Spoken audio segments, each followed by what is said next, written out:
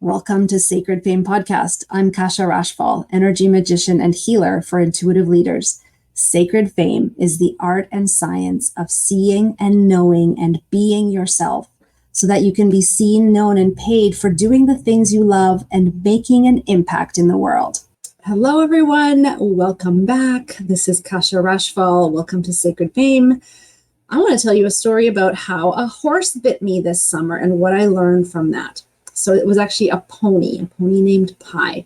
I was having a session with a very good friend of mine and a brilliant equine therapist. And I'm sitting in the paddock and sort of talking about what it is that I'm, experiencing, going through, my intention, and all of those things that you do at the beginning of a session. And she's receiving information, and the horses are kind of off in the distance a little bit. And all of a sudden, the little one, there's three of them in total. So 2 large full-size horses and a pony. And the pony beelines it for me and bites me on the left knee. And I'm okay. Nothing bad happened. Didn't draw blood, nothing. There's not even a bruise. It just nipped and it hurt. And so what that did is just broke open this floodgate of tears that I was not allowing myself to shed. Ugly crying, snot, all the things. And in the moment that this was happening, I was feeling this tornado of emotion, right? There was a lot of, I was like, what the fuck? Don't bite me. So I was mad. Of course, I'm feeling all this sadness, lots and lots of grief. And I can hear my mind starting up going what's the lesson? What's the lesson? What does all this mean? And this other part of me that's I don't fucking care what the lesson is. I'm just going to be here ugly crying. Anyway, session went on. My friend practitioner was, she talked me through it all. She held obviously beautiful space. She's very gifted at that. And I realized 2 things from that. And I'm sharing this story because there's just such important wisdom here that I knew it before, but this really cemented it. And I want to share it with you because perhaps it'll help you. I know it'll help you. So when you go through something really difficult, even if it's not difficult at all, when you're going through something, whatever it is you're feeling is what it is. It's what you're feeling. When it gets really hard is when we try to change what we're feeling, right? We try to either stop feeling it, think our way out of feeling it, God forbid, invalidate what we're feeling by pretending we're not feeling it, that it's actually something else, or look for the nugget right away, right? So when we do all of that, we do invalidate ourselves. We invalidate the experience that we're having in the moment by trying to change it in some way. And those 2 sort of voices that I, felt inside myself, what's the nugget? What do I have to learn here versus I don't fucking care, illustrates that so beautifully, because how many times have you been in a tough spot where the emotions are welling up and you want to rage or you want to grieve or you want to be, sad or disappointed or even embarrassed or whatever it is, and you scrounge around for trying to feel something other than what it is you're feeling.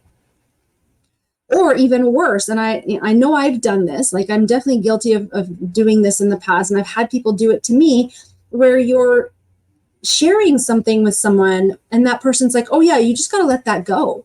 Or they try to jump in and fix it for you with some solution, or they try to coach you through it, thereby also invalidating your experience.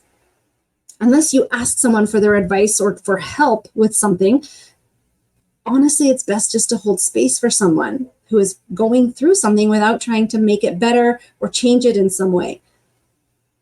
And that's the first thing I learned, and I remembered, right? But it landed in such a deep way. I've talked about this before. I carry the archetype of the sacred teacher, right? I'm a ruling number 7 in numerology, and what that means is I will learn by doing, and I will synthesize or integrate that, and then I'll share about it. So I learned this on a deeper level, that it's okay for me to not want to find the nugget, not want to find the silver lining in a situation in the moment it's happening. And it's okay for you not to do that. It's okay for anybody not to do that, because we know, right? We understand logically that everything happens for a reason. There's no coincidences. Everything's connected. There's signs all around us, and everything is here to teach us something.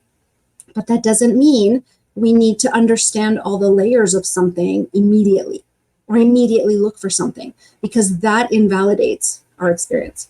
That causes us to not see ourselves.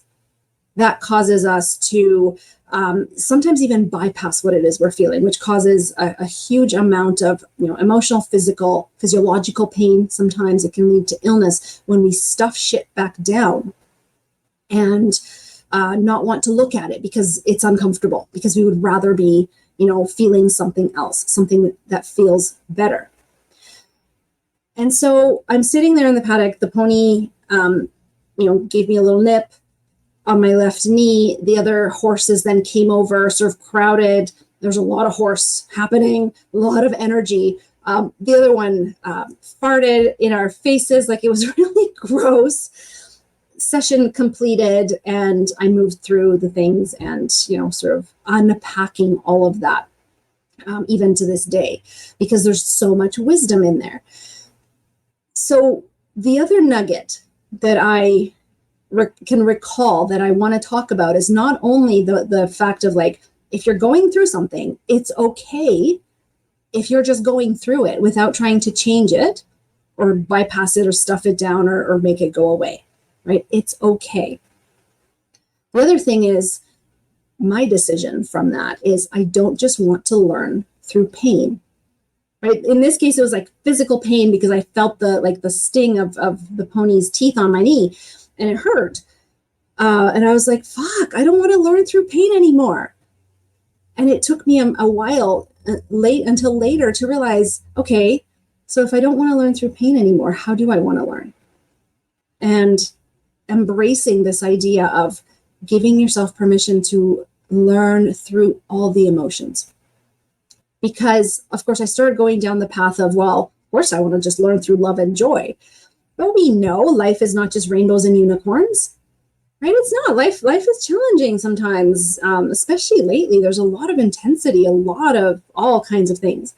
And so do you give yourself permission to learn from all the emotions without invalidating what you're dealing with in any set of circumstances?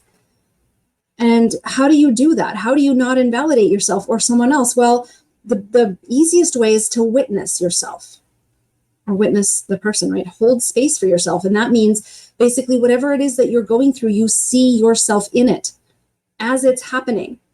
It doesn't mean you have to like it.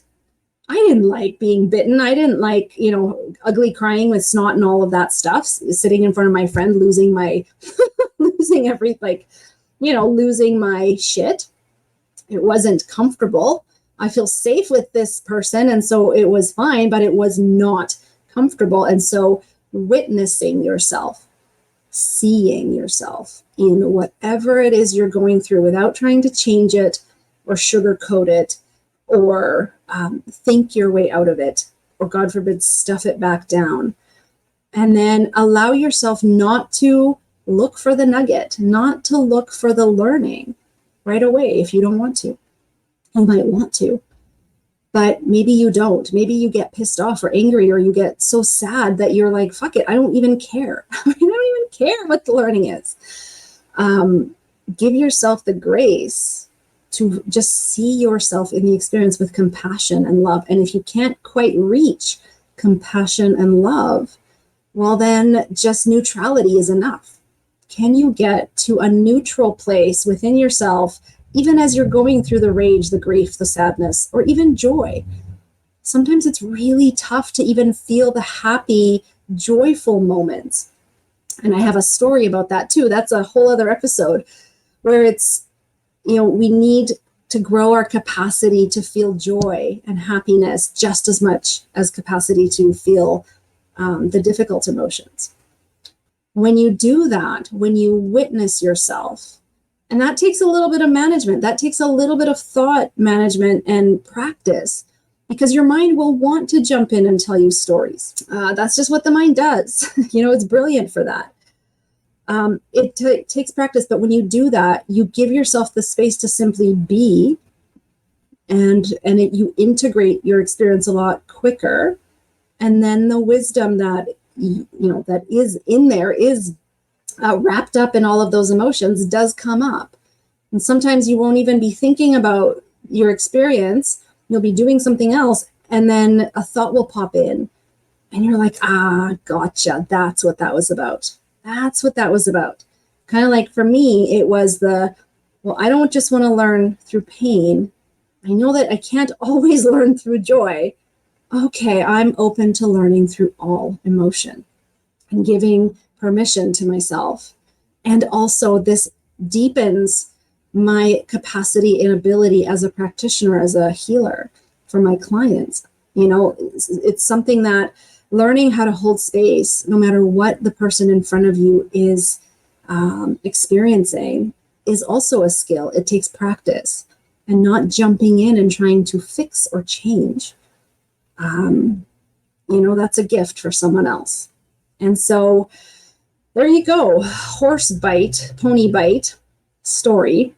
Lots of learning in that. And I probably haven't even mined the depths of it, but that's okay, because I'm not angry about it. I'm obviously, whatever the emotions were, have integrated, but I haven't fully consciously integrated all the wisdom from it, other than those two little bits, right, of being open to learning through all experiences and all emotions, not just pain, and then not feeling the pressure, putting the pressure on yourself to dig out the learning right away, allowing yourself to just be pissed off or just be sad or whatever. That actually makes the whole process go faster. All right, have an amazing rest of your week. I will see you on the next episode. And if you're not part of my email list, I invite you to join sacredfame.com. Put your name and email in there, and I will be sending out all my soul wisdom every week. And I look forward to seeing you there. Talk to you soon.